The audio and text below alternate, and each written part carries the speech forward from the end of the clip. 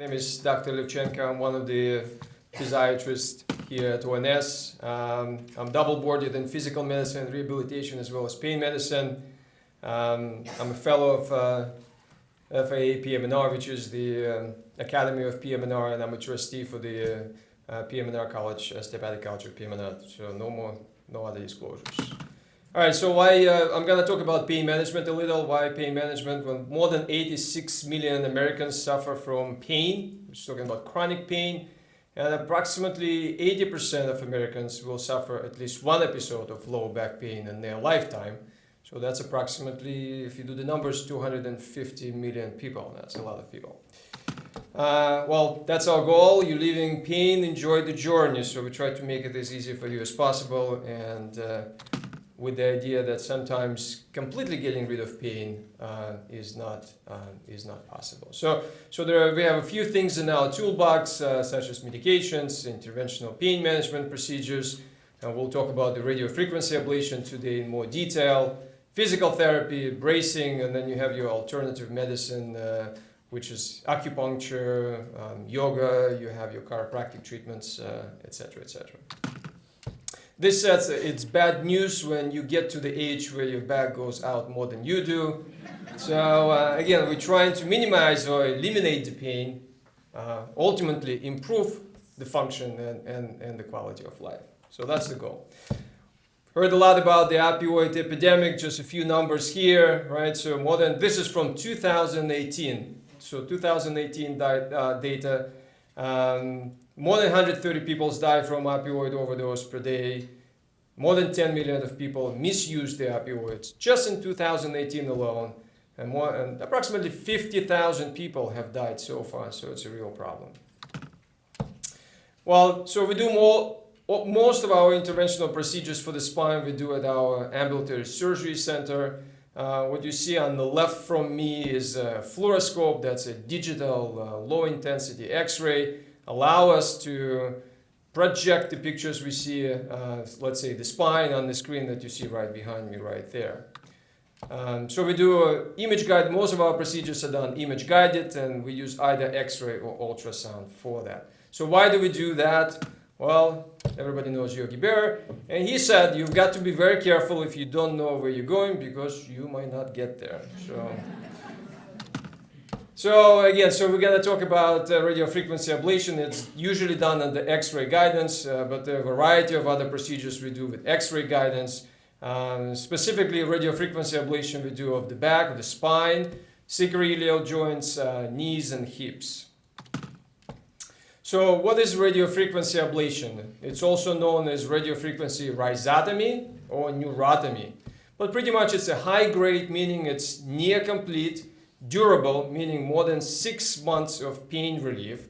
And but there are a few things that need to happen for the procedure to be effective. Number one, there has to be accurate and appropriate patient selection. And number two, obviously the procedure needs to be done in a proper way. So this is the radiofrequency generator. You can see these wires coming out. Those are connected to the electrodes. And the electrodes are usually inserted into the cannulas that the cannulas serve as a guide for the electrode to the appropriate place in the patient's anatomy. But radiofrequency is used across the medicine. It's used in other fields such as cardiology, oncology, and various fields in surgery, including orthopedics. So this is the radiofrequency ablation. You can see the picture of the spine. So let's see right here on the right. Right, everybody can hear me? Okay, on the right, these are the spinous processes. This is where your back is. So this is the back. The stomach would be this way, right? So to that side. And what happens here, this little structures right there, those are the joints in the back. So the joints link up every spine segment of the vertebra, right, in the spine, and pretty much allows for all the range of motion that you have in the spine. And the nerves that supply the joint sensation here, they're called medial branches, and they run just right here at the base of the joint, at intersection with the transverse process, which sticks out right there. And as you can see, there is a cannula position just like so, just along the nerve, and there's an active electrode sticking just out, just like so, at the end. And that allows us, when it's connected to the generator, and the generator is turned on, that allows us to create the lesion along the nerve.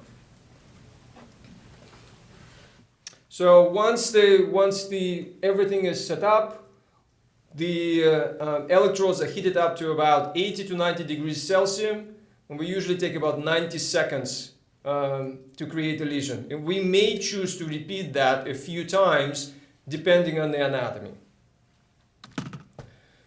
So as you can see, the lesion that you get is elliptical, just like that. And that's why if you put the electrode perpendicular to the nerve, just like so, would be right there, you're not going to get the right size of the lesion. You need to have approximately 1 centimeter lesion for that to be effective in destroying the nerve.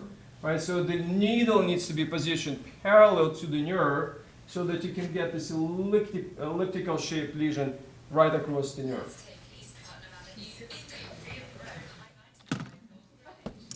There we go.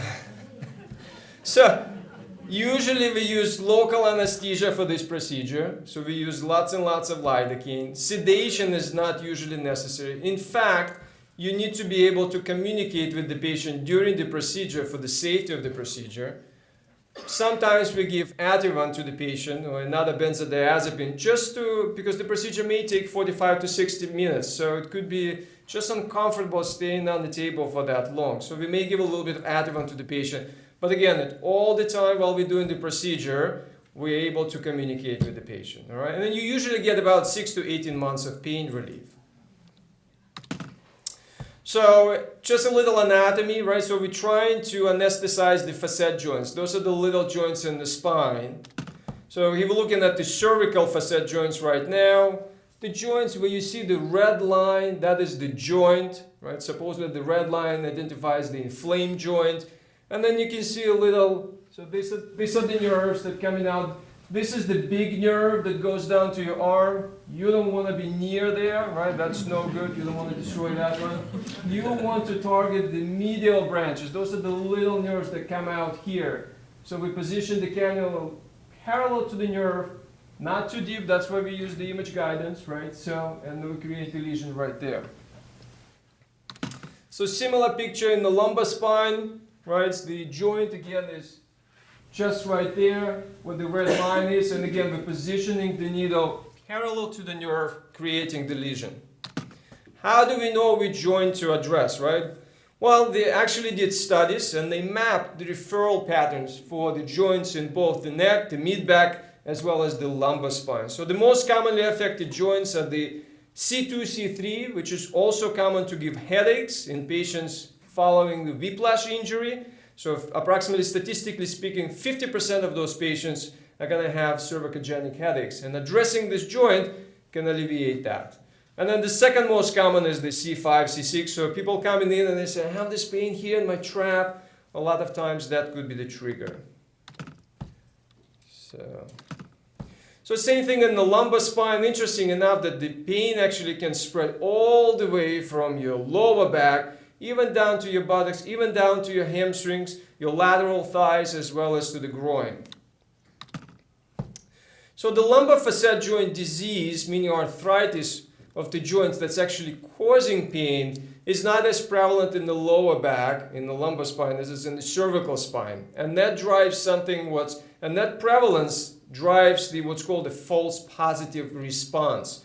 And we're going to talk a little bit about that. I have more on that in my presentation, so if you're interested in numbers, you'll be able to take a look at it at a later time. So pretty much what we do a medial branch block. Medial branch block is a diagnostic procedure. I'm just going to skip to the picture right here. Okay, so it's a diagnostic procedure before you would do the radiofrequency ablation. What you do, you just put a small amount of a anesthetic right there on the nerve, right here where the nerve runs. We put a small amount, usually we put about a half a cc of the anesthetic right there, and we create a block. Unfortunately, there is a high false positive rate with these procedures. So what do? We do sets of 2 blocks, and we do comparative blocks. So we use a short-acting anesthetic, and then we use a long-acting anesthetic.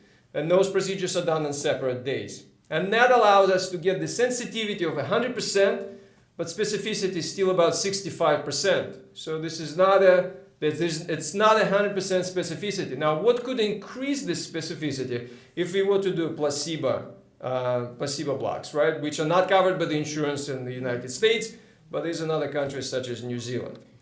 So we have to kind of live with that. So again, as I said, the diagnostic, where does it leave us with? What does it leave us with? Well, the diagnostic confidence of the blocks, in the two sets of blocks, and you're about 80 to 90% sure in the cervical spine that that's where the pain is coming from. In the lumbar spine, it drops down to about 60 to 70%.